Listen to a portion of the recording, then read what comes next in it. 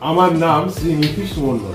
আপনি তো স্কুলের সেক্রেটারি, তো সামার ভ্যাকেশনে স্কুলের সমস্ত টিচারদের যে ট্রেনিং এর প্রশিক্ষণ করানোর ব্যবস্থা করা হয়েছে, এই নিয়ে একটু আমাদের বলুন ডিটেলটা, যে কারা করাচ্ছে বা কিরকম টাইমিংয়ে করাচ্ছেন সমস্ত কিছু।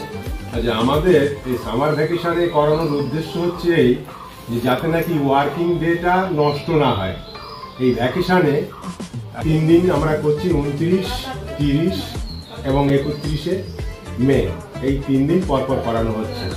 আমরা চাই, আপনারা তো জানেন যে শিক্ষা হচ্ছে একটা জাতির মেরুদণ্ড এবং শিক্ষক হচ্ছে তার প্রধান অঙ্গ। সেই শিক্ষক যদি না কোয়ালিফাইড হয়, শিক্ষক যদি নতুন নতুন পদ্ধতি না জানেন, শিক্ষক যদি নাকি তার সাইকোলজিক্যাল দিকটাকে না জেনে যদি পড়ান, তাহলে সেই শিক্ষা ব্যবস্থাটা এগিয়ে যেতে পারে না। তো আমরা যদি এই প্রশিক্ষণের মধ্য দিয়ে টিচারদেরকে যদি আরও বেশি উন্নত করতে পারি, আরও যদি তাদেরকে নতুন নতুন